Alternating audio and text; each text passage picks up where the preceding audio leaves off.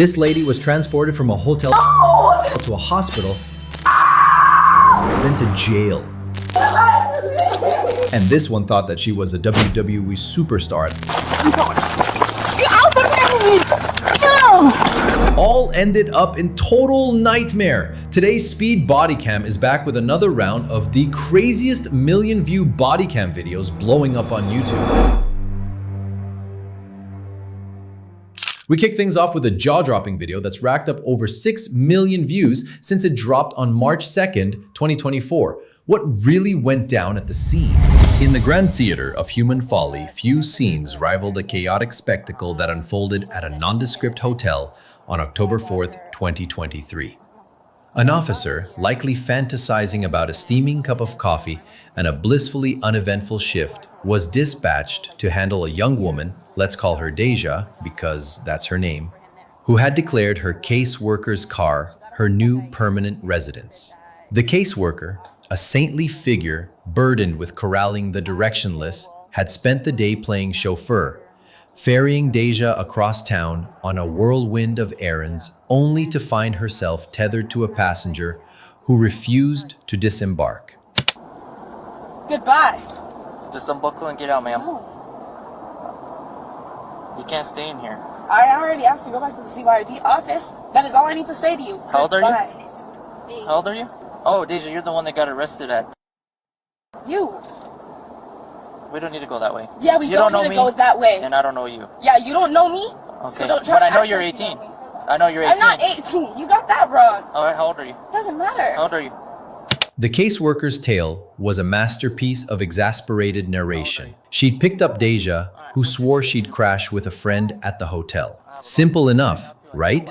Wrong. The friend, in a twist straight out of a daytime drama, was suddenly unreachable, then conveniently located 2 hours away, and later not even staying at the hotel. Deja's grand plan unraveled faster than a dollar store sweater.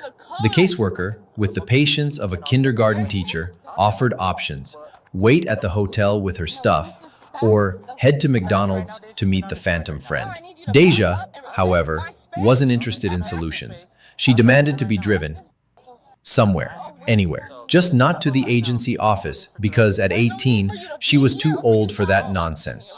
The caseworker, now starring in her own Kafka-esque nightmare, noted Deja's financial woes. Someone had allegedly swiped her monthly check, cashed just days earlier, leaving her penniless. Happen because she called for my assistance. Then I'll call for another officer's assistance because I'm done with this Okay, go ahead and call. You can away. call them you want. You want me to call you one?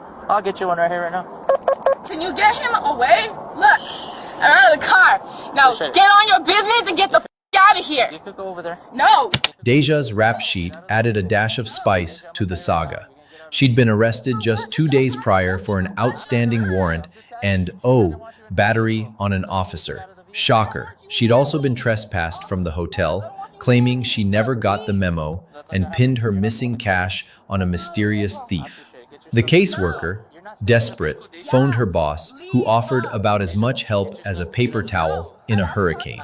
The boss's sage advice: call the cops. Genius. I appreciate that. Ouch, fool! Go over there. No! I need you to stop talking to me and leave me alone. It's not gonna happen. Then you're not gonna get your way either, because look, I'm out of the car. Get all the way. I've been trying to figure out options. Well, they try to help you. I and then ain't you talking to you! Okay. Well, I'm telling you that she's talking to her boss and they ain't got options. I know who she's on the phone with! Okay. Enter the officer, greeted by Deja, who treated the car like her personal fortress. The caseworker, now auditioning for sainthood, had gone above and beyond. But Deja's refusal to exit was performance art at its finest. The officer, with the charm of a DMV clerk on a Monday, tried reasoning. Get out, Deja. Nope. Unbuckle, please. Nada. Deja played verbal ping pong, insisting she'd only leave if the officer vanished into thin air. She even questioned his authority, claiming he didn't know her rights. The irony? She was allergic to employment, with a supposed gig at Dreams in El Paso that never materialized. Away from me. Over here. Back Get all your stuff. Oh, Get all your stuff and get out of the car. I can't carry all my shit. It's gonna stay in the car, regardless. Actually not. Because if she I doesn't was want already it, told that it could be stayed in the The standoff escalated. Deja, now a self-appointed advocate for personal space, demanded the officer back off. He didn't. She unbuckled, rebuckled, and unbuckled again, turning the car door into her stage. The officer was done with the theatrics. "Get out, Deja, or I'll make you." She countered with her mantra, "Leave me alone." The caseworker confirmed she wanted Deja gone, and the officer's patience was thinner than a budget motel towel. Get out! Don't stand to me! Get the f*** away! Don't put your fucking hand in my Get the face. f*** out of I'm my gonna you face! right now. So now, Bye! get out of the car. Get out of the car. I told you. The situation hit fever pitch. Deja, still clinging to the car, was given her last chance. She half complied, stepping out but refusing to stray far. The officer warned he'd physically remove her. Deja, undeterred, accused him of causing a scene. The caseworker, now a bystander in her own drama, watched as Deja's resistance earned her a one-way ticket to cuffs. In the struggle, Deja hit her head, prompting a hospital detour. She screamed, demanded her caseworker, and insisted she wasn't 18, despite earlier claims.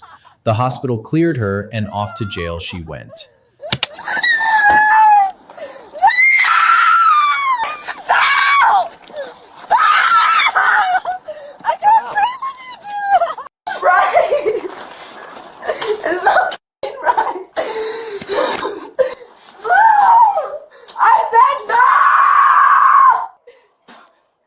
At the jail, Deja's performance reached its crescendo. She demanded to return to the hospital, claimed her head wasn't checked, and vowed to press charges.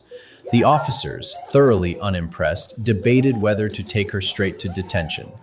Deja, still in rare form, accused them of assault and rights violations, her voice echoing like a tragic opera singer in an empty theater. What do you think is okay?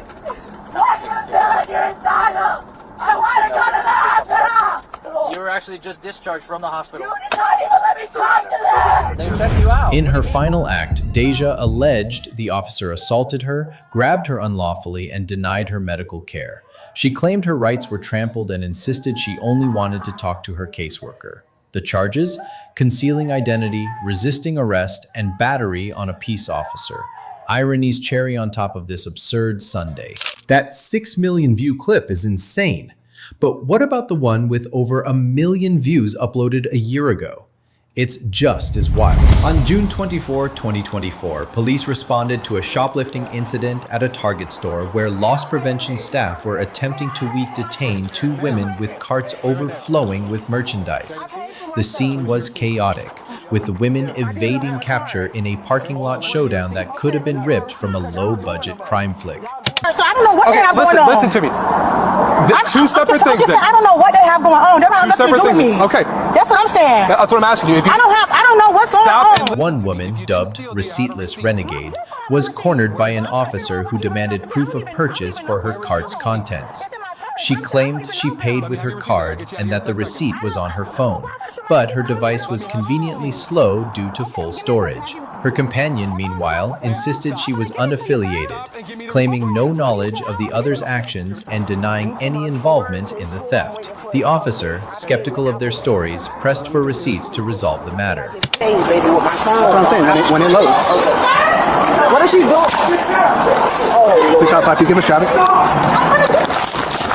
Stop! I'm gonna give it to you, sir. Get down. You have to do that. Get down. You have to do that. I'm telling you, I'm gonna give it to you. I'm gonna give it. Renegade grew agitated, arguing she was being unfairly targeted and needed to retrieve her receipt from her car. Her companion echoed similar excuses, distancing herself from the situation while failing to produce any proof of purchase. The officer, growing frustrated, insisted on seeing the receipt immediately, but Renegade's delays and deflections only heightened suspicions. Put your hands behind your back. Open me. Put your hands behind your back. I'm gonna give it. I'm gonna give it. Stop. I'm gonna give it to you. Stop. The situation escalated when Renegade attempted to flee, prompting a chase across the parking lot. Her sweater was torn in the struggle, and the officer's trainee eventually tackled and handcuffed her. She sustained minor scrapes and later complained of heart issues and claustrophobia, requesting medical attention. Her companion, described as wearing a black dress, possibly a bonnet, and potentially pregnant with a chest tattoo, slipped away, leaving her cart behind. No, I was fighting your seat and you grabbed me! I don't know where the other one is. Do we have 18 or 19? You know, 65 isn't confirmed yet. Police estimated the stolen goods at approximately $800, enough to warrant grand theft charges. Target confirmed the women were repeat offenders with a history of thefts at the store. Renegade was taken to the hospital for evaluation before being transported to the station. There, a detective attempted to question her about the incident and prior shoplifting cases, but she refused to cooperate, denying knowledge of any wrongdoing. I have a lot more problems. I'm not gonna run! It's wet! Yeah, I sent the EMS for one. She's got a scuff on her elbow. Stop moving. He's double locking so they don't get tighter. Bro? The following morning, Renegade appeared before a judge, posted bond, and was given a court date of July 24. She failed to appear, resulting in a forfeited bond and an active arrest warrant. While the resisting arrest charge was dropped, the grand theft charge remained, and she faces further investigation for previous thefts with a court appearance scheduled for August. Renegade maintained her innocence, arguing the $800 valuation was inflated and that she was wrongly charged for both carts. She insisted her own cart's contents were worth less and that she had no connection to her companion's actions. The detective noted that Target surveillance footage would clarify the value of the stolen goods in court. Next up, a late-night love triangle exposed on camera. This viral hit has already passed 3 million views. Let's find out what had happened. On a sweltering August night in 2023, an Ohio bar became the epicenter of a fiasco that could only be described as a masterclass in poor life choices.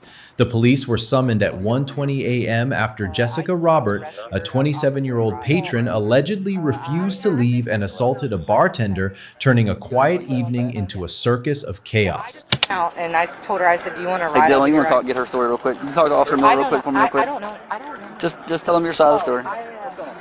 Sorry. You're all right. Gotcha. So what's going on? You were just in here since 7:30, you said? What happened? Yeah, I was in here hanging out with her. We were having a good time. When officers arrived, they found Jessica in the parking lot surrounded by a ragtag group of bystanders. Among them was Bill, a man in a neon shirt, possibly green, maybe orange, who had driven from Dayton to offer Jessica a ride home. His connection to her was tenuous. She worked with his fiancée, whom he had just met that night. His fiancée, meanwhile, remained inside the bar, likely questioning her relationship decisions. No, one of the bartender's friends and one of the customers get involved, and they You guys were just verbally arguing, you two? They pick me up and they throw me out. Like, they pick me up and they throw me out of the bar. The police attempted to unravel the mess. Jessica explained that she had been at the bar since 7:30 p.m., enjoying herself until a dispute erupted over inappropriate text messages she discovered on her fiancé's phone. The disagreement escalated when she clashed with another woman, followed by a bartender's friend and a random customer. Before she knew it, she was physically removed from the bar and deposited in the parking lot. She maintained her innocence, claiming she was merely a bystander in the drama. What's going on? I don't know. I just came out and was offering her a ride back to her vehicle. I just met her. She, apparently there was confrontation inside the bar, but when I came out, she said some guy shoved her, is what she said. But then the guy took off. You don't know her, though? The bar staff offered a starkly different account. Tyler, the bartender, now sported a swollen lip, allegedly courtesy of Jessica's fists. Witnesses reported that she had threatened the owner, another bartender, and a customer, vowing to settle scores outside. When asked to leave, she refused, prompting Tyler to carry her out. Halfway to the door, she allegedly began swinging, landing punches that left Tyler worse for wear. In the parking lot, she continued arguing with anyone nearby. Another employee stepped in, moving her to the lot, where she stumbled and fell, though some claimed it looked like she was thrown. Came out and the guy was already pulling What over. were you two arguing? Because my fiance works with her, and I had read some text messages that I felt were inappropriate and boundaries crossing, and some lady said something to her. She then said something to a lady, and then they told her she needed to leave the bar. She came out the bar, and I don't know what happened out here. So then I came out and something happened, and I said, I will take you where you need to go. I was offering her a ride. So I guess it was a little bit hard. Bill, meanwhile, seemed determined to make a bad situation worse. He alternated between offering to drive Jessica home and challenging the police, daring them to arrest him. His fiancée tried to rein him in, but he remained defiant, ultimately earning a trip to the police station for paperwork after testing the officer's patience one too many times. I've never You are done under any... arrest for assault.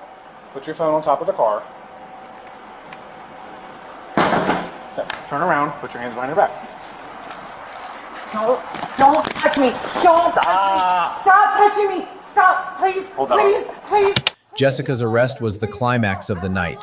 When informed she was being detained, she collapsed in a dramatic heap, demanding someone named Greg and inexplicably mentioning crack. She pleaded for a lawyer and insisted she had done nothing wrong, all while resisting arrest with the fervor of a reality TV star clinging to relevance. The officers, unfazed, handcuffed her and placed her in a squad car as her protest faded into the night. No. Why do I have to go in there? I want crack. Sit down. I want crack. Help me. In the end, Jessica was taken to the Fairfield Police Department facing charges of assault and resisting arrest. Bill was sent home, hopefully to reconsider his hero complex. The bar staff, battered but unbowed, resumed cleaning up the wreckage of the evening. Somewhere, Greg, whoever he is, was likely thanking his lucky stars for staying clear of the chaos. Will you quit? You're a grown woman. Stand up. No, I want crack. Sit down. I didn't do anything wrong. I want crack. Jessica, for her part, insisted it was all a misunderstanding. She claimed she never threw a punch, merely sitting innocently when the bar staff decided to eject her. The threatening text, the alleged threats, the violence, all someone else's doing, she argued, despite multiple witnesses contradicting her story. Jessica was charged with assault and resisting arrest. Bill went home, hopefully to reflect. The bar staff resumed cleanup. Greg, wisely, stayed absent. Another 3 million view video, but this time the chaos unfolds inside a Best Buy, where things turn into a nightmare for the suspect. On a balmy June evening in 2023, the fluorescent lit aisles of a Best Buy in Chicago became the stage for a comedy of errors that could rival any sitcom. The scene opened with Jeanette, a self-proclaimed New York transplant and strip club circuit regular, sauntering into the electronics haven with dreams of snagging a shiny new laptop. But this wasn't just any shopping trip, it was a masterclass in how to turn a simple purchase into a full-blown fiasco. I didn't come with that guy was asking me for my number actually, and I was trying to move. I don't know him. I'm not talking to you. So you said two other guys. There was one guy there following me, asking for my number. Jeanette, with the confidence of someone who's dodged more than a few bad dates, approached the laptop section. She had her eye on a Surface Pro or maybe something else. Her story was as consistent as a politician's promise. The Best Buy employee, likely sensing her enthusiasm, was more performative than genuine, fetched the device and then vanished to the back, perhaps to check if the store's printer was still stuck in 1999. Jeanette, left twiddling her thumbs, claimed she was just asking for the price. Sure, Jeanette, and I'm just asking for a private jet. So you were just in here shopping, you're saying? Yeah, I was looking at the laptops and I had asked them for a laptop, but that was about it. I didn't purchase nothing. I don't have nothing. Okay. Enter the plot twist. A random guy with dreads or braids, Janet couldn't quite decide, sidled up, apparently mistaking Best Buy for Tinder. He asked for her Instagram and phone number, which she rebuffed with the classic, "I have a boyfriend" line. This guy, who she swore was not her accomplice, was persistent enough to make her wish she'd stayed in the Uber she'd arrived in. Speaking of that Uber, it had already ditched her, leaving her bagless and stranded in the suburban sprawl of Chicago's electronics district. Jeanette's life was starting to sound like a country song, minus the pickup truck. 40 minutes ago, 10, 20 minutes ago. It's 6:55 now. The store employee, perhaps sensing something fishier than a week-old tuna sandwich, returned just as Jeanette was about to make her grand exit. But before she could sashay out the door, the cops swooped in like they'd been waiting for their cue. They weren't buying her innocent shopper routine, especially since she'd handed over an ID that, surprise, wasn't hers. "That's not me," she insisted, pointing at the ID photo that looked suspiciously like her twin from an alternate universe. The officers, unimpressed by her Oscar-worthy denial, pressed her for details. Over here? Yeah, and I was asking where did he go to the other employees, and he said he was trying to get something from a printer to work or something like that. And then when he came back, I was about to walk out, and then Janet's story unraveled faster than a cheap sweater. She claimed she'd been in Chicago for a mere 2 days, working the strip club circuit to pay her bills and support her 2 kids. Her driver's license? From New York, allegedly, but when the cops ran her name, it came up emptier than her Uber's back seat. "I don't exist," she exclaimed, as if she'd just discovered she was a glitch in the Matrix. Her tale of woe included a hotel checkout, a lost bag, and a vague plan to make money before heading back to New York. Without a flight booked, naturally, Jeanette was living the dream, if the dream was a chaotic montage of bad decisions. You call the police department, okay?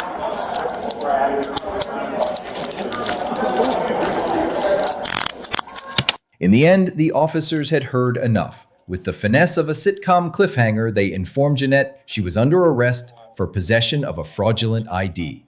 "Can I text my mom?" she asked, as if her mom could magically teleport her out of this mess. They assured her she could make a call from the police station, where she'd have plenty of time to workshop her next tall tale.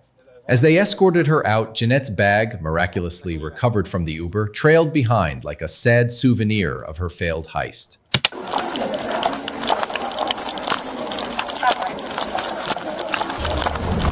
The charges were as predictable as the plot of a B-movie: identity theft.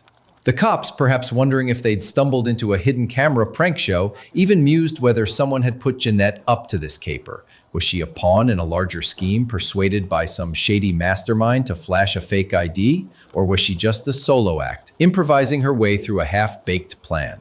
Either way, Jeanette's day at Best Buy ended not with a new laptop, but with a one-way ticket to the slammer, proving once again that crime doesn't pay, especially when your alibi is flimsier than a dollar store umbrella. This 5 million view clip takes us to the roadside, where Officer Hanton pulls over a 20-year-old woman for a banned license plate, and it only escalates from there. On a blisteringly unremarkable day in July 2022, Officer Hanson, the ever-watchful sentinel of the highway, pulled over a car flagged in the system as abandoned, as if it had wandered off from its owner like a stray dog. The driver, a young woman sporting a fresh haircut and an aura of disorganized charm, found herself at the center of this vehicular farce. So what happened? So where was this car? It was in Miami. I went down to get a tattoo, and I worked in front of the fire hydrant. That it was realized that was Oh. fire hydrant. You don't want to mess with the boys. Yeah, and within 5 minutes of me being there, I was towed. So we just gotta sit here and wait a little bit. Okay. Hanson informed her that the car was registered as abandoned, prompting a surprised reaction. She explained it was her father's car, towed in Miami after she parked it in front of a fire hydrant while pursuing a tattoo. Her father had navigated a maze of paperwork to retrieve it, a process she described with the enthusiasm of someone recounting a minor heroic quest. Unfazed, Hanson noted that cars towed without the owner present are often marked abandoned in the system. She expressed shock, unaware her car had been branded a fugitive for weeks. Hanson assured her he would contact Miami to clear the record, a bureaucratic olive branch in this unfolding drama. Yeah, oh my god. It's when I get into my car, because in my driveway, the sun just beats right down in it. I do have one in the back seat. I just always forget when I'm coming from work to put it up. While waiting for the system to catch up with reality, their conversation meandered into the mundane. She mentioned her recent haircut and upcoming work shift. Hanson, seizing the chance for small talk, remarked on the Florida heat, noting her car must feel like an oven. She agreed, lamenting her untouchable steering wheel as if her vehicle were conspiring to roast her alive. Yeah, I know. Oh my god, my dad was fucking furious. It's just an eyelash brush. You got a lot of these. Yeah, I get my eyelashes done, and she gives me some every time I go. The exchange took a turn for the bizarre when Hanson noticed an eyelash brush in her car. He inquired about her collection, and she explained that her eyelash appointments came with complimentary brushes, as if she were amassing them for a beauty pageant apocalypse. Hansen chuckled, perhaps picturing her purse as a shrine to cosmetic excess. Have anywhere to Yeah, she said she has a marijuana pen in there. had fake IDs. And you have fake IDs. They are mine. They're in my name. They're what? They're in my name. Oh, you had these made up. They were ordered. So you had them made up. Not me. The mood shifted when Hansen spotted what he initially thought was a wheat penny but turned out to be marijuana. With the gravitas of a seasoned cop, he recited her Miranda rights, informing her of her right to remain silent and to legal representation. Her expression suggested she was mentally replaying how her day spiraled from salon to potential slammer. Your friend ordered, like, your friend bought it for you? Yes, I don't know. Sounds like your friends do a lot for you. They, That they probably shouldn't keep it. yeah. And the marijuana vape pen, okay? So unfortunately, I do have to place you under arrest.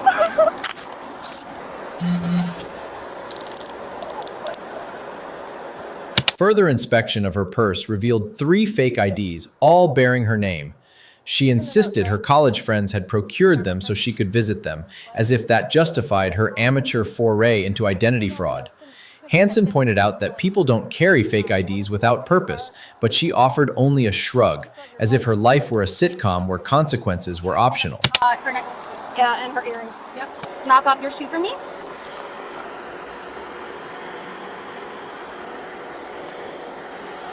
It's like you almost knew that I was looking in that purse. Right? It's okay, you can be honest. Ultimately, this saga of tattoos, tow trucks, and terrible choices ended with her arrest for possession of counterfeit IDs and a controlled substance. Justice, in its capricious mercy, spared her harsher punishment. The charges were dropped after she completed 75 hours of community service with a nonprofit of her choice. One imagines her distributing eyelash brushes or lecturing on the dangers of fire hydrant parking, hoping this misadventure taught her that life's script can flip from farce to cautionary tale in an instant. 3 million, 5 million, 6 million views, all wild, unforgettable videos. But now we bring you a 10 million view monster. What made this one go insanely viral? On April 13th, 2021, in Racine, Wisconsin, an officer initiated a traffic stop after identifying the driver, 53-year-old McCoy Jones, as having an active warrant. The vehicle slowly came to a halt in the 1200 block. The officer approached and instructed McCoy to exit the vehicle due to his arrest status. McCoy complied, and the officer confirmed the warrant. Mr. Jones, please step out the car. You're under arrest. Step out the car. No, he's not. Stop playing. Step out the car. Why? Stay in the car. Okay, stop. Relax, stay in the car. McCoy's passenger, 31-year-old Ashley Hawley, became agitated and claimed the driver was not Jones. She asserted ownership of the car and expressed frustration. The officer directed her to remain in the vehicle, but she ignored the command. As McCoy was escorted away, Ashley exited the car, removed her jacket, and ran toward the officer. Despite repeated instructions to stay in the vehicle, she continued her advance. Are you fucking kidding me? Y'all some bitches! I swear to fucking God! Stop resisting! I hate you bitches! Stop resisting! On your back. She's biting. She's biting. Put your hands on your back. The officer attempted to restrain Ashley by directing her arms behind her back. During the struggle, she allegedly bit the officer's hand. Additional officers arrived, and Ashley was subdued after resisting. She complained of chest pain, facial injuries, and having wet herself, while also claiming the officers were at fault. A search revealed a needle in her jacket and a crack pipe under her seat, with track marks visible on her arms. Her chest is hurt, bro. I was going to... We're gonna roll you over onto your side, okay? Let me double check the cuffs. My baby didn't do shit. Are you fucking kidding me? The officers attempted to place Ashley in a transport vehicle, but she refused to enter and demanded to speak with a sergeant, alleging mistreatment and injuries to her face and ribs. The bitten officer sought medical attention at the ER for a laceration. Ashley continued to protest, citing anxiety and prior incarceration as reasons for her behavior. Just sit down. I need you home. Stay seated. Baby! Please, I need you home. McCoy faced charges of misdemeanor bail jumping and violating a restraining order. explaining his delayed stop by stating he needed to pull over to the right side of the road. Ashley was charged with felony counts of battery to an officer, threat to an officer, and resisting causing injury, along with misdemeanor counts of disorderly conduct, possession of drug paraphernalia, and resisting. She later pleaded guilty to battery, threat to an officer, resisting, and paraphernalia possession, with other charges dismissed.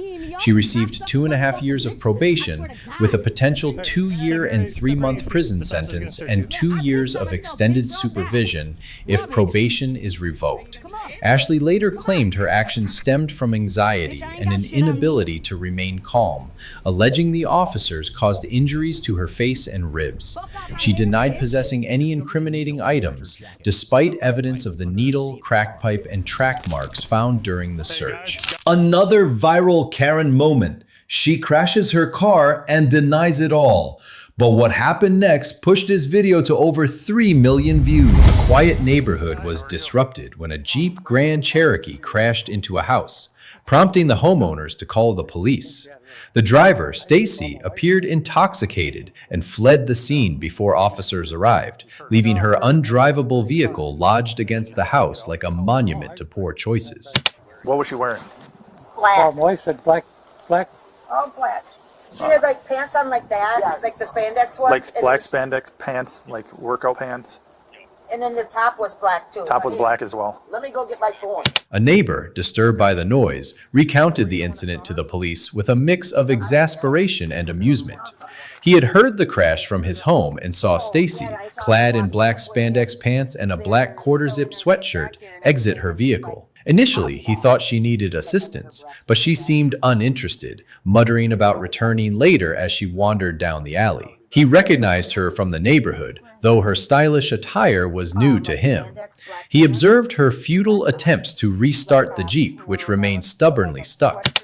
I'll just advise if this is her.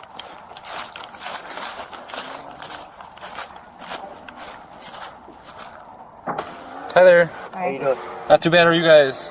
The reason I ended up pulling you guys over, you guys were coming from that area over there. Did you end up just getting in a crash? No. No? When police located Stacy, she was in another car with her father. They questioned her about the crash, but she denied any involvement, claiming she had been at home and her father had picked her up.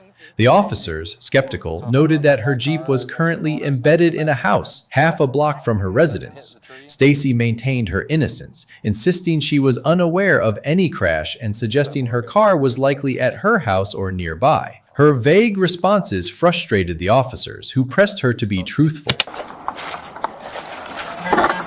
We'll head back over here, okay? Okay. I appreciate it. So, No problem.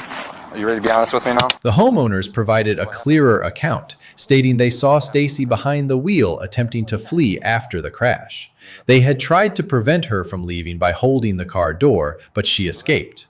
The officers confronted Stacy with this evidence, but she persisted in her denials, claiming her father had been driving the Jeep. Her father, however, confirmed to the police that Stacy had not been home at the time of the crash, undermining her story. Or 148 headquarters, do I have another unit heading my way, or 180, you want to head this way, so I have a second?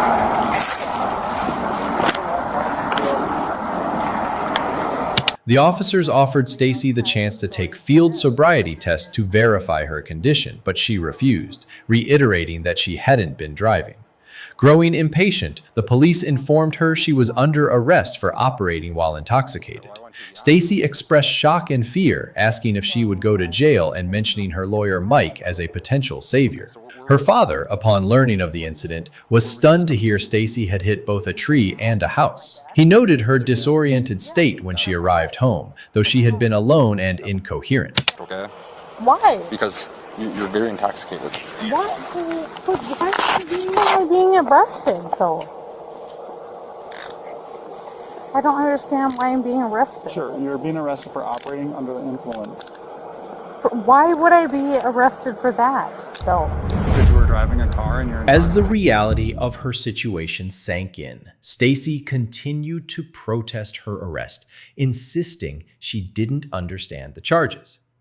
The officers clarified that she faced her fourth offense of operating while intoxicated, along with a hit-and-run charge due to her actions and subsequent flight from the scene.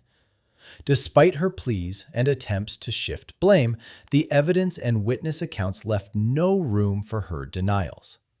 As she was taken to the police station, Stacy's insistence on her innocence clashed with the undeniable fact of her Jeep's new home in someone's wall, sealing her fate in this misadventure. A raging customer goes off on a Publix employee and earns herself 4 million views. What was she thinking when she claimed she had the right to do this? On June 2nd, 2024, a South Florida grocery store transformed into a stage for absurdity when Melissa, a woman who later bemoaned her own beauty, allegedly assaulted an employee named Tommy. The incident, dripping with the kind of drama that thrives in fluorescent lit aisles, unfolded with all the finesse of a daytime talk show, leaving police to wrangle a scene of flailing limbs and bruised egos. Move here. Just move it. Get yourself in trouble. Calm down. You didn't even use your words. Stop kicking me or you're gonna get another charge. Stop. Calm down, Melissa. Stop.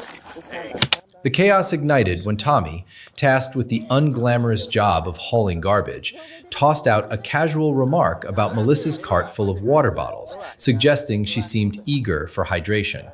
Intended as light banter, the comment struck a nerve. Melissa, apparently fed up with perceived slights, confronted Tommy and delivered a swift punch to his face, leaving him bleeding and baffled by the sudden escalation. Sit down. Relax. Stop manhandling. Stop. Sit down. You're gonna get a Stop. Listen, you're gonna get another charge. Relax. Relax. See if you want the medicine. Get off of me and talk to me like a person. Sit down. I got her. Police arrived to find Melissa in a state of defiance, resisting their attempts to subdue her. Officers struggled to restrain her as she thrashed and protested their handling, demanding her belongings as if the arrest were a minor inconvenience. Despite their efforts to de-escalate, Melissa continued to resist, earning herself additional trouble as the officers secured her in handcuffs. Comments, man, I get it all day long because I'm a pretty girl and I'm sick of it. I mean, it's a blessing. I get it, though. I get it. Take a deep breath, okay? Relax, okay? Relax. Amid the chaos, Melissa vented her frustration, attributing her actions to the constant remarks she endured due to her appearance. She described herself as a pretty girl, plagued by unwanted attention, framing her outburst as a reaction to a world that wouldn't leave her alone. The officers, unimpressed by her rationale, reminded her that assault wasn't a valid response to a bad day. No, it was just a very... Okay, so I was getting ready to empty the garbage. Did you get that from her? Yeah. So what happened? He walks by with all this, and I was exerting some what I thought dry humor. So the cart passed by, and I go, she's very thirsty. I said it to him. Tommy, meanwhile, recounted his version of events to the police, insisting his comment was meant as harmless humor, not an invitation to violence. Initially hesitant, he grappled with whether to press charges, acknowledging the hassle but recognizing that Melissa's behavior couldn't go unchecked. After some deliberation, he agreed to pursue legal action, sealing her fate for the day. I mean, I don't need this. I got enough going on. And I was actually just trying to be friendly. And not even really to her, just to anybody who was going out. I mean, you might want to ask her what I said. Maybe she thought I said something else. I just go, wow, she's really thirsty. So you said... it was kind of like, wow, she's really thirsty, but I'm... So you said, wow, she's really thirsty, and she said... The officers, now managing a bleeding victim, a combative suspect, and curious onlookers, escorted Melissa away. She continued to protest, criticizing the police for their methods while maintaining her indignation. The grocery store, briefly a battleground, returned to its routine, though forever marked by the tale of a punch thrown over a poorly received joke. Put her in the car. Are you gonna take care of my water? No, that's not going with you because you're going to jail. That's what happens when you punch people in the face in front of the police. And then you fight with us as we're arresting you. 92269, what's from case number, please?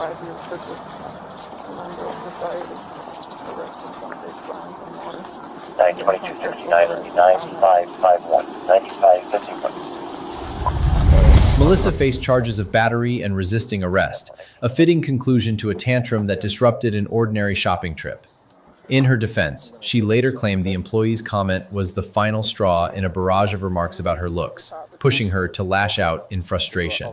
Whether her explanation sways a judge remains uncertain, but South Florida's grocery aisles will never feel quite the same. Bringing you a wild story from Ohio, January 5th, 2022 at 0:04 a.m. Buckle up, because this gas station drama is insane. Cops roll up to a gas station after reports of a woman trying to bolt with unpaid merch when her card got declined.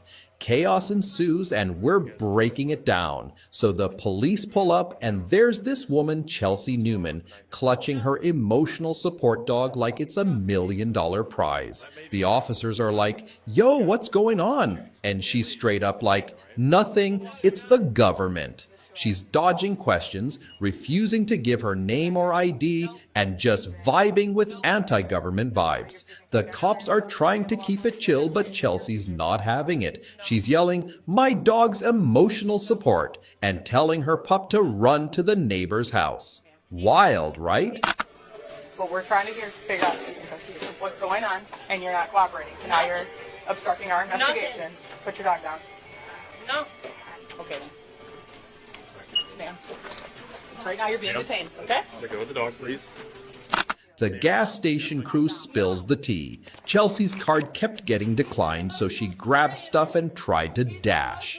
Witnesses, including a neighbor, say she was drunk and causing a scene. Apparently, she's done this before. Like, she was out here climbing on cars at the town square, maybe beefing with CPS. Total madness. The cops are begging her to put the dog down so they can talk, but she's like, "Nope, you're the government," and starts swinging insults, calling them gold diggers and worse. It's like a movie. You're hurting me!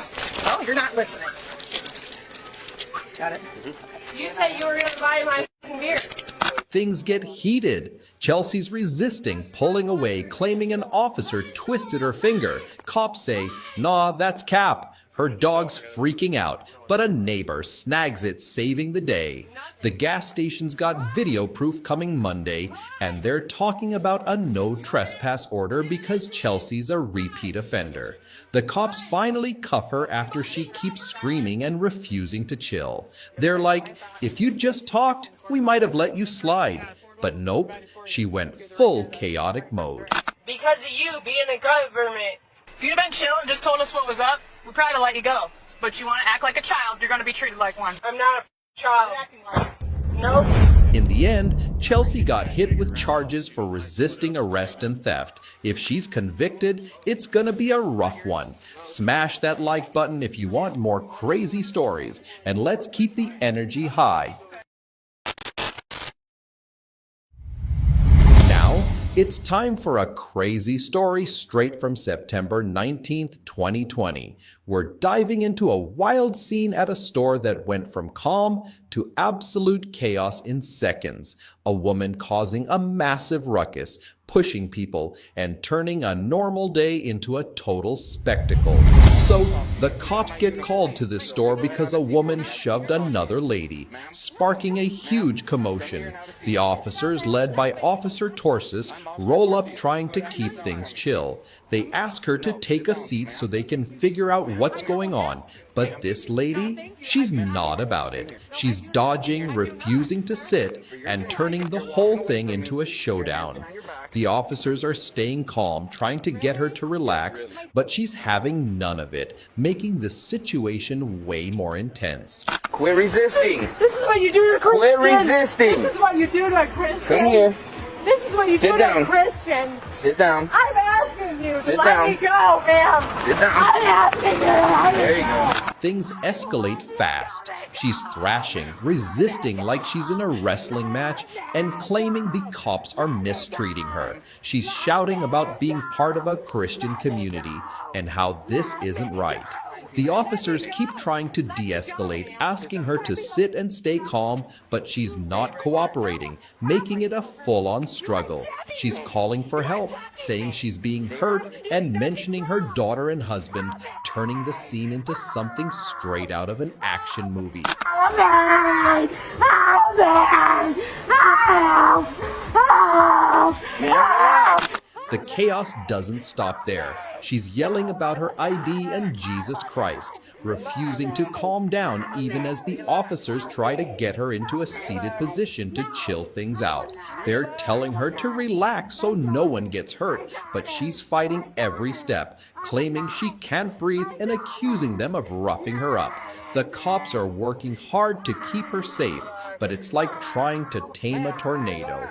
She's screaming for anyone to help, saying the officers are treating her like an animal and hurting her.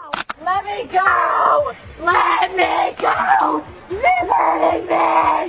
Finally, after a ton of back and forth, the officers manage to restrain her and get her to a patrol car, but it's a serious struggle. She's still resisting, complaining about pain, and making it clear she's not going down easy. The cops are coordinating, trying to move her without anyone getting hurt, but it's a wild ride from start to finish. The crowd's probably watching like, yo, this is nuts!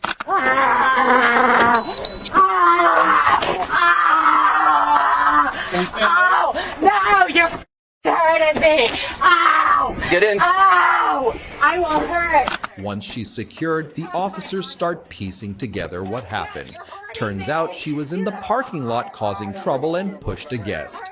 The front desk tried to sort it out, but the guest she shoved didn't want to press charges. Still, the cops had plenty to deal with because this woman was not making their job easy. You talk to me like I'm a animal. You talk to me like I'm a animal. Yeah, by throwing my head down.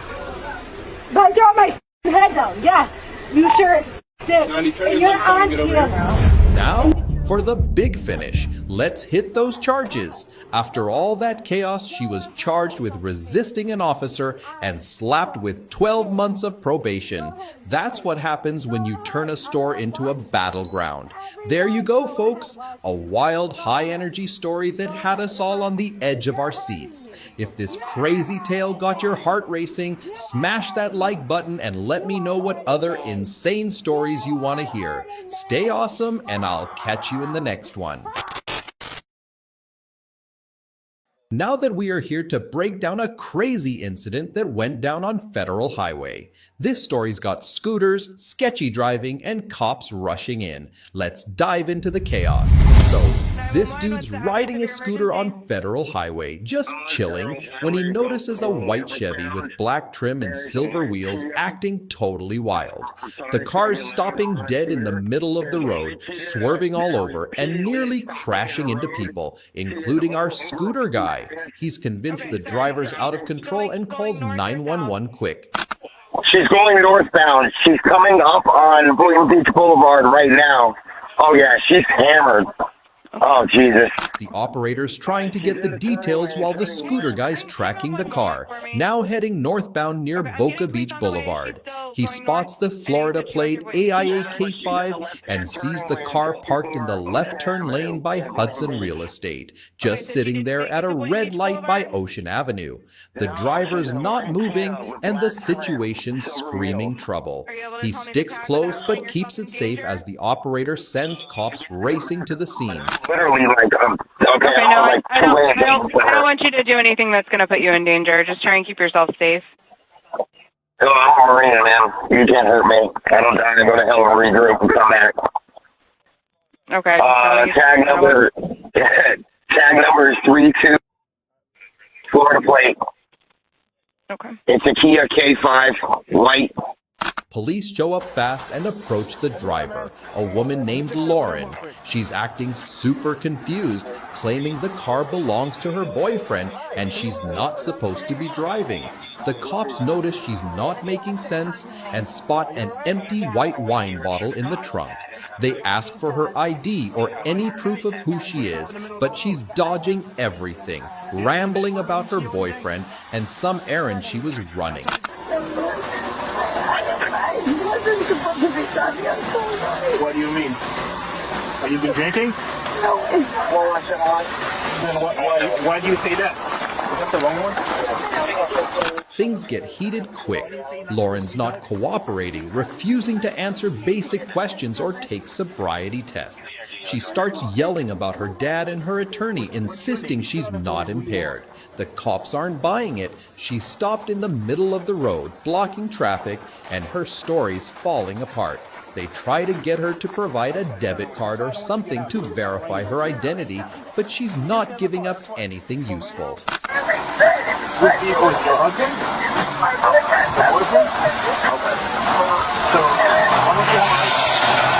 The situation spirals. Lauren keeps arguing, claiming her keys weren't even in the car and getting aggressive with the officers. They've had enough and tell her she's under arrest. She's still resisting, shouting about her dad having some kind of military clearance and threatening lawsuits. The cops cuff her and get her into the squad car while she's screaming for someone to call her boyfriend Kyle and her dad. Okay, step out of the car, step out of the car. You are under arrest. Step out of the car. Get behind your back. Thank you. Okay.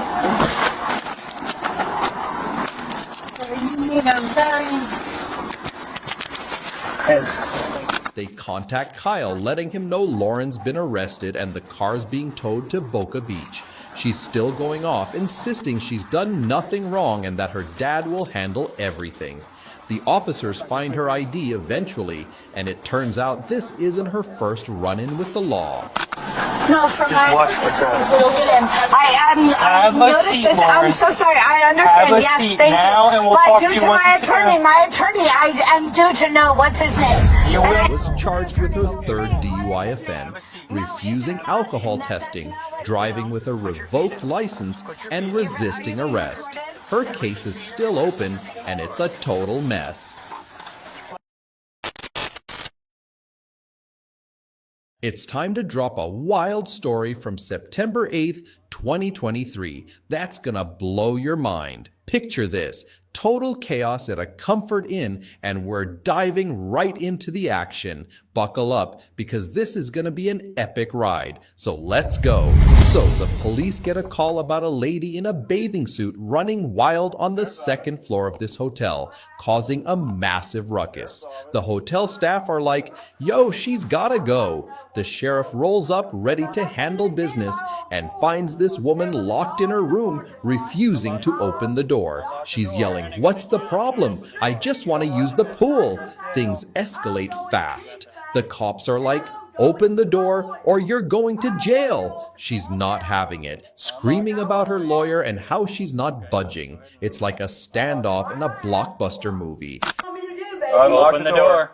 Okay, are you gonna arrest me? Unlock the door. No, go get my lawyer. Okay, now you just added a charge of resisting. Good No, job. I would like to speak with my lawyer. The lady replied to the roots.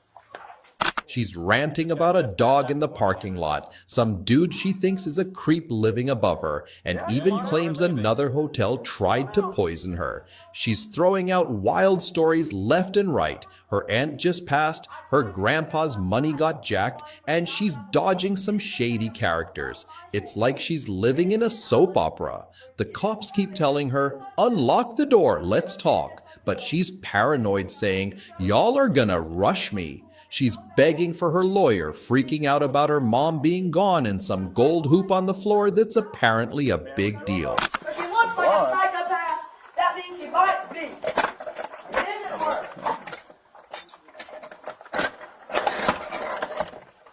Sir, calm down, and I'll give you a second. Just calm down. You don't have to break in the door. Just calm down. Finally, she cracks the door open, but it's too late. The cops are like, "Hands behind your back." She's apologizing, saying, "I'm just someone's daughter-in-law, I'm scared," but they're not buying it. She's still rambling about her wallet in her beach bag, $200 glasses, and some conspiracy about being sold like a slave. The sheriffs are over it, telling her to chill and stand up so they can walk her out. She's begging for a cigarette and freaking out about chlorine and probes. It's like she's in her own action flick. Apologize. It's so scary, I don't know what to do. Face down. Hands behind your back. Please, I'm not anyone. I'm just someone's daughter shut up! As they're escorting her out, she's still going off, talking about a bank scam, her dad being called names, and berries and cream in the lemonade. I mean, what? She's worried about her property and claims she's been chased by shady folks. The cops find her ID, and she's still ranting about private investigators and some dude upstairs. They're like, Cassandra, just say hi, keep it simple. But she's too deep in her own world. Eventually, they get her to the car, and she's still apologizing, saying it took so long to get here, and she's got no one. No, there was too much chlorine in there. I smoke so I can throw ammonia. You can Turn that way. You can tell it. Turn that way. Nope, the other way. Oh. Keep going. Keep going. Stop. Now here's the crazy part. She got hit with some serious charges after all this. The woman was charged with resisting an officer without violence and trespassing after failing to leave the property when told. Talk about a wild day. That's it for this insane story, folks. Here's another crazy situation that went down, and trust me, it's got drama, chaos, and a birthday gone totally wrong. Buckle up because this is going to be an insane ride, big energy, big stakes, and all the juicy details. Let's get into it. Picture this, a night out, a couple, and a birthday celebration about to pop off. We've got a dude, let's call him Ryan, and his girlfriend who's turning 26 tomorrow. They're out with Ryan's buddy Joe, hitting up a bar ready to party. But things take a hard left turn. Ryan's got blood on his head and hand, looking roughed up, and his girlfriend, she's heated, ready to bounce and not holding back. This ain't no ordinary night. This is a full-on scene, and the cops are already there. How long have you guys been together? A year and a half. All right. I'm not trying to get asshole, but look at me. I know, I see you. Do you need rescue? Come check you out. You got. She never there when she smoked me. I was like, oh, no. Okay. Here's how Hawkins it happened. Ryan's trying to keep things chill, saying his girlfriend's just drunk and it's no big deal. But the vibe? It's messy. She's throwing punches literally and figuratively, accusing Ryan of lying and cheating because, plot twist, he's married.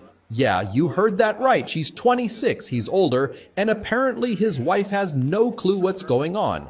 The girlfriend's freaking out, saying Ryan's been playing her and she's done with it. She just wants to grab her stuff from their hotel room, which Joe's got the key to, and get out of there. I find Joe because he has my hotel room. I don't know. He's up in the bar next door. I think it's Sloppy Joe's or something. I don't know. I want to get away.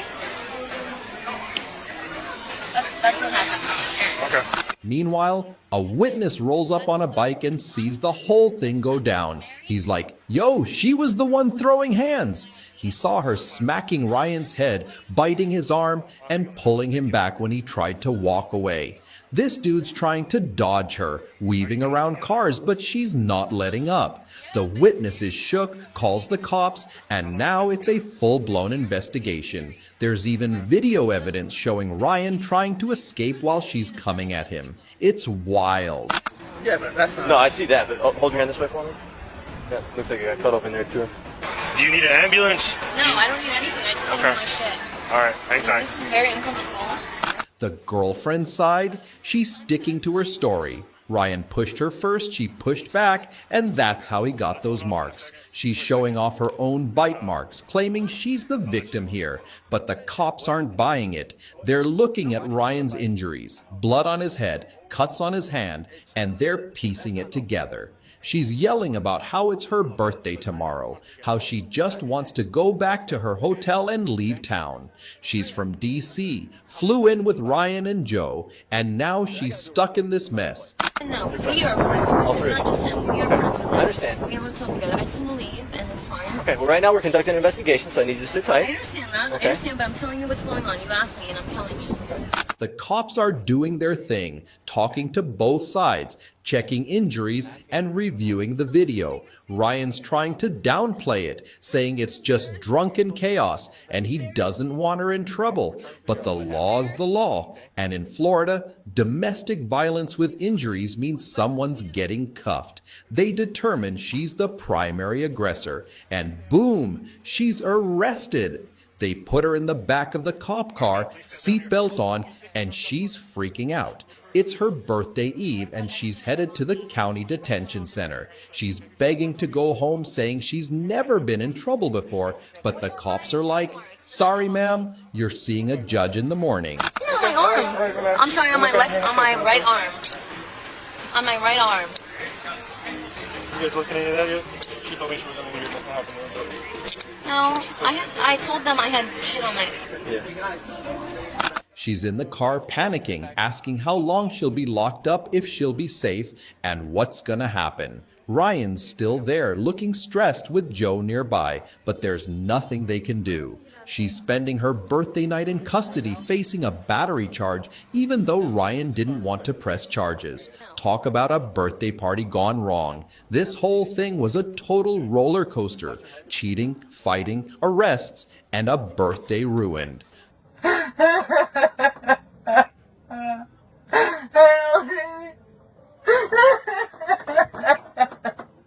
Officer? Yes. I've never been in this situation. I don't know what's happening. Okay, right now? You're freaking me out right now. The woman was arrested and faced a battery charge for her actions against Ryan.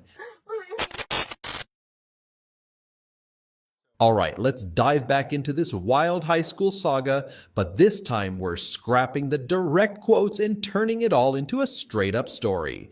On March 26, 2024, a high school resource deputy, the campus guardian, got a tip that flipped the script on a regular school day. A student spilled the beans, a classmate was messing with drugs in the restroom, and even offering them to others. No hesitation, the deputy swooped in, searched the suspect's bag, and found 6 cartridges filled with some unknown substance. Things just got real. The student, a 19-year-old who's legally an adult, started weaving a crazy story. She claimed the cartridges weren't hers. According to her, some blonde girl with glasses, someone she barely knew, handed them over in the bathroom, asked for her name, and said they'd meet up later to take them back. The deputy wasn't buying it, pointing out that bringing illegal stuff to school as an adult comes with serious consequences, no matter the excuse. The student insisted she didn't expect anyone to snitch and said she was just holding the stuff for someone else, maybe a friend dealing with depression. The deputy shut that down, emphasizing that holding drugs doesn't work that way, especially not in a high school. That's someone else's. Okay, it's someone else's. Alright, so I don't have it. You don't have it in your No, they possession? took it. Who took it? Is it someone who goes to school here? The person that literally probably named me here. Okay, so what I'm thinking is you have something. There. The story got shadier when the student claimed the cartridges were empty or belonged to this mysterious blonde. She described the exchange happening in a bathroom before 5th period in the 2nd building, but her details were fuzzy. No name, just blonde, tan, glasses, normal teen clothes. The deputy pressed her, sensing the story was crumbling. They checked security footage, and as expected, the video didn't back her up. The student's tale was falling apart faster than a bad prank video.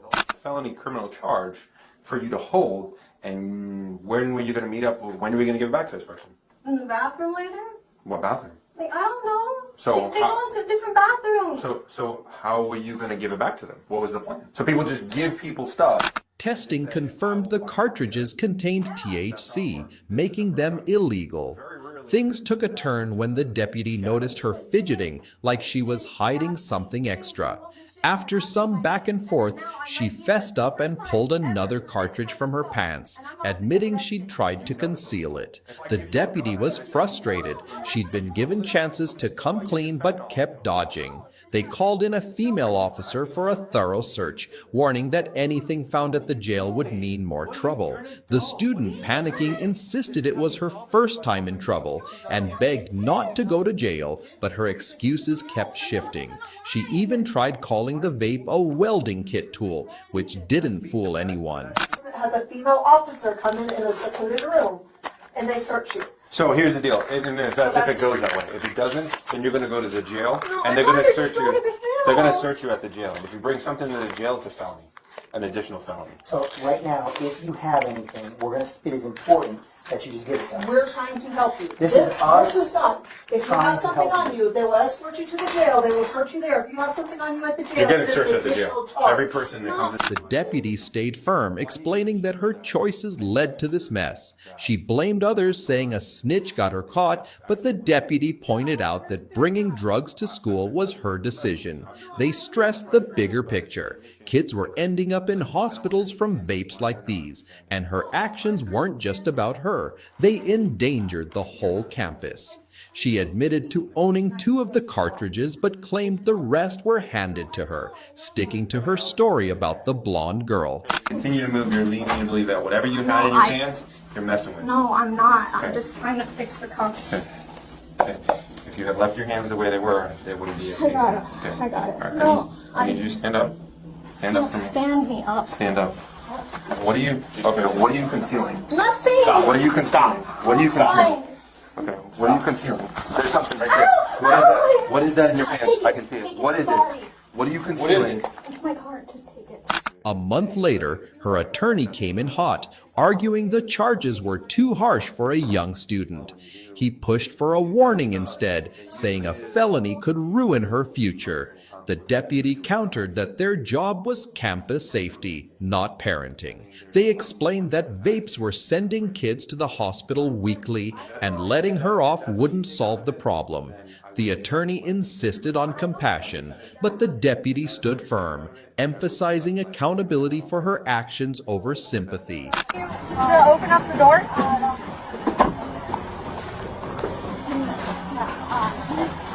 I forgot. Well, the rules and you do what you're told. You do what you're told. I'm so sorry. All right, if you move your hands all while I do this, I will probably not be nearly as nice as you were. This story is a wild reminder to make smart choices because the consequences can hit hard. The student faced charges of unlawful possession of a controlled substance and resisting arrest, a heavy lesson for bringing and hiding illegal stuff at school. Stay sharp, make good decisions, and keep it 100. Don't end up in a mess like this. This one's a wild story from February 18th, 2024 that's gonna blow your minds. We're talking about a chaotic scene at a hotel where things went from 0 to 100 real quick. Let's dive in. The suspect, clearly shook, starts pleading her case. She's from Texas and just wants to go home, claiming her friend attacked her first in the elevator.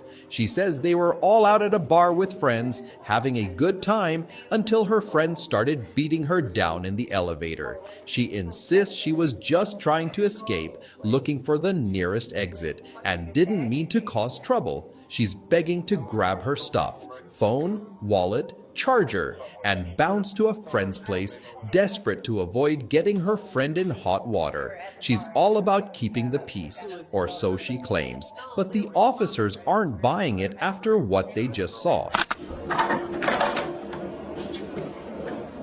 Gabby? Yeah, we have the police here. Jessica, you attacked me in the elevator, so the police are here, and I'm just gonna get my things, and I'm gonna leave, okay? Okay, you want to get your thing? Yes, can you let the door open for them? Okay. Listen, right now, nobody's in trouble. Yeah, you're not in trouble. She doesn't want to get you in trouble. I just want my stuff, and I want to go. You also don't know your side of things, so. You okay? Yeah. Okay. The officers try to calm things down, making it clear their job is to keep everyone safe, not to escalate drama. They head to room 1406 to let her collect her belongings, but the suspect keeps stirring the pot, accusing her friend of attacking her and saying she had to fight back. She's adamant about not wanting to press charges against her friend, just wanting to grab her phone and head to a friend's house in St. Pete.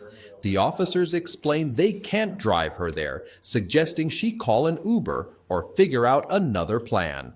The vibe is tense, everyone's on edge, and the suspect's not making it easier. Okay, let's gather the stuff first. Yeah, yeah, I can on the phone. Alright, well, as long as you can multitask. Yeah. You're relocating to the While she's gathering her stuff, the officers keep a close eye, ensuring things don't spiral further. She's multitasking, trying to call a friend who's a psychiatrist for a ride, but the officers are focused on de-escalating. They warn her to stop talking about the incident to avoid making things worse. She's got her bag, her phone, her charger, but she keeps throwing shade at her friend, claiming she was the one attacked. The officers shut it down, telling her to focus on getting her stuff and figuring out where she's going next. You ready to go? Officer Sutton, Officer Peterson. Fuck you. Hey. That's it. No, you just hit me. Oh, you hit me? No, just hit you. I'm not pushing me. I'm going to charge you with bad Leo. Just when it seems like things might cool off, the suspect loses it. As they're escorting her, she gets heated, yelling and, get this, spits at an officer. That's a bold move, and not the smart kind. The officers call her out, warning that her actions are only digging her a deeper hole. She tries to backtrack, apologizing and saying she didn't mean to hit anyone, but the damage is done. They notice she's still acting shady, so they decide to search her properly, making sure she's not hiding anything else. Ow, ow, ow, ow, ow, ow. Have a seat. Have a seat.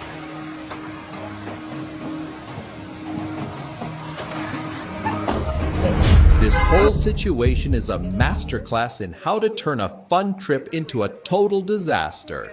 The officers, just trying to keep the peace, end up soaked and freezing from the chaos.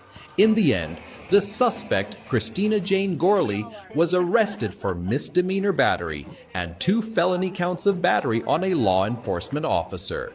Talk about a vacation gone wrong. Make smart choices, people, or you might end up in a mess like this. Stay epic, and we'll catch you in the next one. Let's head to a wild story from June 16, 2022 in Madison, Wisconsin. Let's go. Picture this. A cop spots a car acting super sketchy, weaving around like it's in a video game. The officer's like, yo, this driver might be out of it. So they flip on the lights and pull the car over. The vehicle stops for a hot second, but then, boom! It starts reversing like it's in a fast and furious chase, smashing into the squad car and a couple of others nearby. Total chaos, right? The officer walks up and hears the driver, a 26-year-old woman named Aurora, mumbling apologies with super slurred speech, trying to say she was just parking. Yeah, right. The cop's nose is hit with a strong whiff of alcohol coming from the car. Red flag city. Get an accident. Okay, do you have your driver's license on you? So the reason why I initially stopped you is you came up to this intersection here, and you did a big turnaround and you went facing the wrong way towards me. We were just trying to do a U-turn. We're doing so a we could U-turn to get up here. That was literally all we're trying to do. We just wanted to park. Aurora's trying to explain herself, saying she was just making a U-turn to get home, but the officer's not buying it. She's acting nervous, and the situation's getting heated. When the cop mentions towing her car, Aurora flips out, getting super aggressive and uncooperative. She's yelling about needing her car for work and freaking out about the cost of a tow. Things escalate fast. Aurora tries to bolt by forcefully opening her car door, and at the same time, her 30-year-old passenger Julia leaps over the center console like an action movie star and starts fighting with the officers. It's like a scene from a blockbuster. You get back! Get back! Get off of me! Let me go! The cops are struggling to get control. Julia's not listening to orders, so they deploy a taser. Zap! And she drops instantly. Aurora's still being combative, so they slap a spit hood and leg restraints on her to calm things down.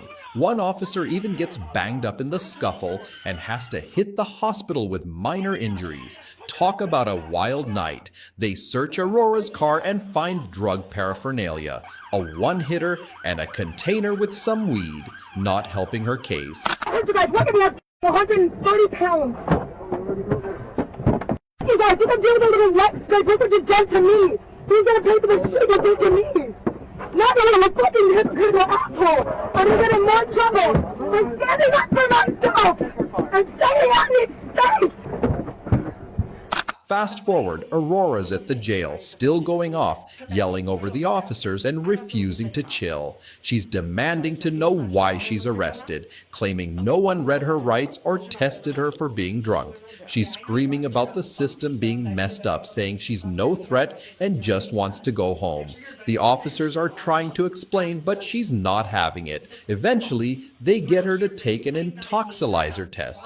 2.5 hours after the stop, and it shows a 0.07 blood alcohol level. Not over the legal limit, but still enough to raise eyebrows. I'm yelling at you because I said you're sitting here acting like I am preventing you from doing your job. No, you just didn't do your job. You just didn't do it. I was quiet for how fucking long? Now let's wrap this up with the aftermath. They found all sorts of stuff in Aurora's car, and the charges start piling up. Here's the rundown. Aurora got hit with felony battery, threat to an officer, and misdemeanor resisting, obstructing an officer. 4 months later, she was found guilty of resisting and sent to a deferred prosecution program. The other charges dropped by the prosecutor. She also faced citations totaling over $1,600, but all except the OWI first offense got tossed. As for Julia, she was charged with misdemeanor resisting obstructing an officer, pleaded no contest, and was considered guilty. What a wild ride, right? Stay safe out there, and we'll catch you in the next epic story. This time, we're coming at you with a wild story from January 23rd, 2025. That's gonna blow your mind. Picture this, a crazy traffic stop that turned into a total roller coaster, and I'm here to break it all down in true epic fashion. Buckle up, because this one's got twists, turns, and some serious drama. So it's a chilly day in January, and the cops are out patrolling, keeping the streets safe. They spot this car cruising along, but the driver's got her phone glued to her hand, probably scrolling or checking GPS. Big no-no! The officers hit the lights, pull her over, and it's game on. They roll up, ready to handle business, asking for her license and insurance. But here's where it gets juicy. She's got nothing. No ID, no insurance, not even a credit card with her name on it. She's just like, yo, I'm literally coming home from work. I don't have anything on me. The officer's like, all right, pull into that 7-Eleven. Let's figure this out. Do you have any kind of credit card or something with your name on it? I literally just got home from, I'm just getting back from work, so I have So where is your ID? It's at home. So do you have any, I need something that has a picture of you, right?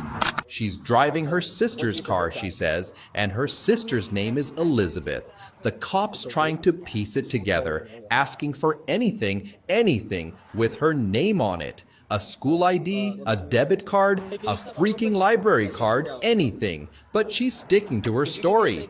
I just got off work, man. I got nothing. The officer's not buying it, though. He's like, hold up, something's fishy here. He notices her hair's a wig, asks about it, and she's like, yeah, it's a weekend vibe. My real hair's black. Okay, fair, but the cops still got that spidey sense tingling. Alright, well, you don't have to go. I'm picking it up right here, but I'm just trying to get home. I literally just got off work. Yeah, I know, I hear you, but you need to have an ID or something on you.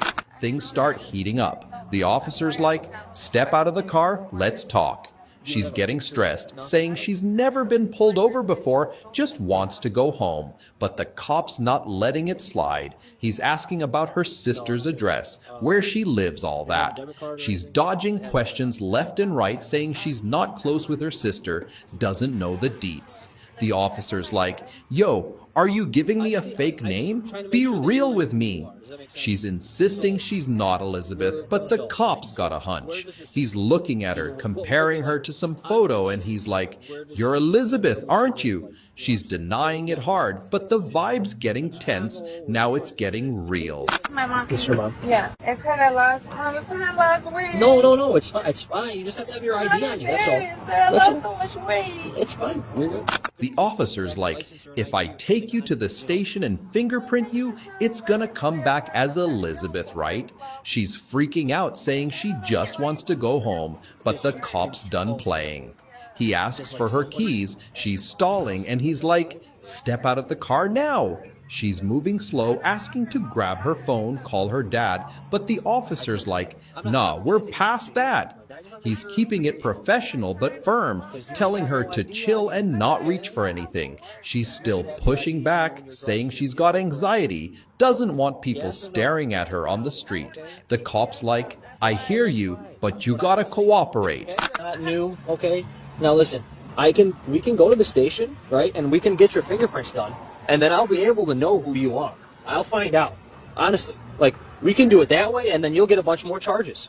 Finally, a female officer's called in to do a pat-down, and the driver's still begging to get in the car, saying she's cold. The cop's like, we're handling this, just hang tight. He's staying calm, but it's clear. This situation's gone way past a simple ticket.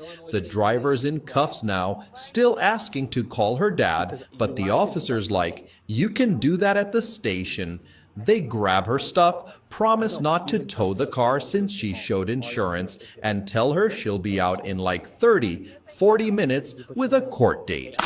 I'm going to ask you one more time to step out of the car. Please step out of the car. I'm getting out of the car. Thank you very much. Don't reach for anything. I'm not a problem. Let me see your right hand.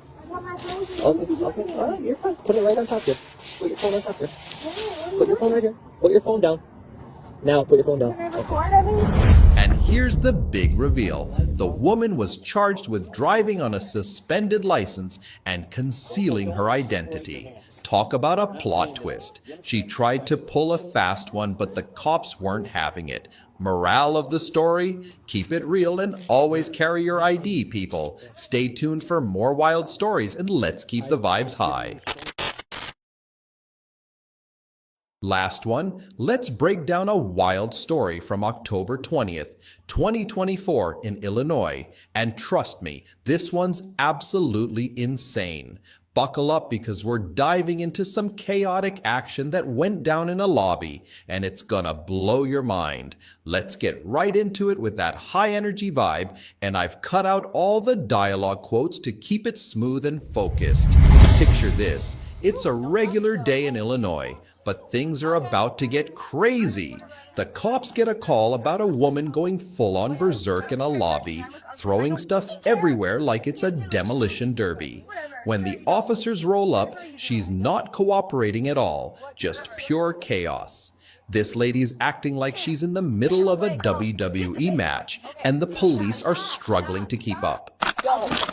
Stop! I will not! I'm not doing it. You're coming out to me, bitch. No, I'm not.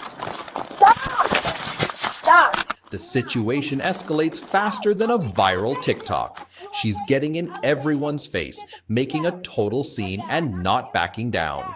The officers try to calm things down, but she's having none of it. It's like she's got unlimited energy, charging at people and causing a ruckus. One officer steps in to get control, but boom, she's throwing hands. This woman's strength is next level, like she's been training with The Rock or something. That's why. Okay, cool.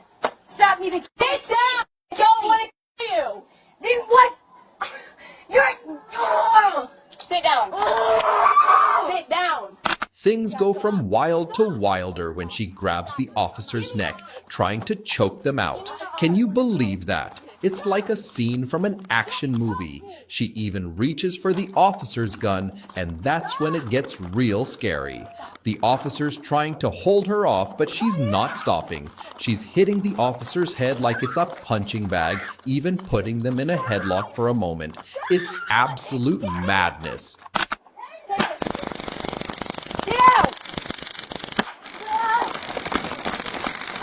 The officer tries to de-escalate, hoping she'll chill, but this woman's on another level. Finally, they pull out the taser. Zap? Not once, but twice, because the first one didn't even faze her. Talk about tough. The taser probes hit her arm and leg, and she's still moving like she's in a boxing ring. Eventually, they get her under control, but not without a fight. She's bleeding from her hand and head, probably from all the chaos, and the medics are called in to patch her up. Oh, guys. Stop moving! Stop moving! The officers are shook, and for good reason. She was a one-woman wrecking crew. They search her to make sure she's not carrying anything dangerous, and she's still causing a scene, not calming down for a second. They get her into the police car, but she's still acting wild. The paramedics show up and decide she's going to the hospital. Her hands swollen, her head's bleeding, and they're not taking any chances. We're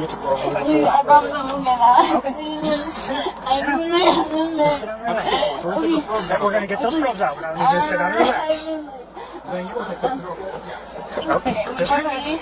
They get her on a stretcher, but she's still not cooperating, acting like this is the worst day ever.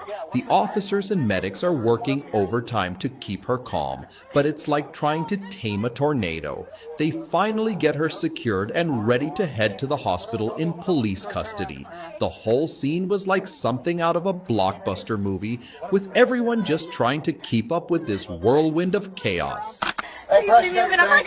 Just sit in the car.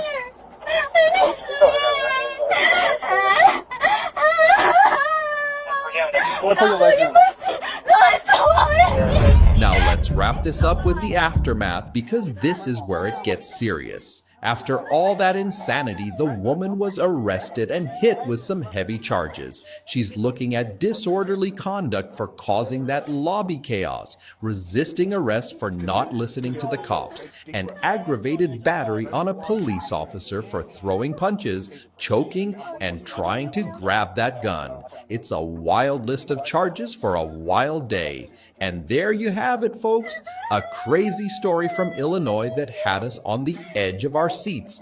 If you thought this was wild, drop a comment and let me know what you think. Stay safe out there, and I'll catch you in the next one. Peace out. Welcome to Speed Bodycam channel, where we share police bodycam footage. We are a dedicated team focused on creating educational and engaging content about law enforcement. Using AI and advanced technology combined with editing skill, we carefully craft our own authentic videos. Our editing team worked hard to highlight the emotional and real-life challenge officers face every day. Through impactful storytelling, we bring this story to life and share important lessons to raise awareness about the need to respect and comply with law enforcement. Please note that the content we present is not intended to promote or glorify violence, nor to condemn any individual or organization. We share this video for educational purposes, reporting and encouraging compliance with law and law enforcement in your area. Additionally, our bodycam footage is edited for brevity and to comply with YouTube's community guidelines, focusing on journalistic integrity while bringing both entertainment and meaningful lessons.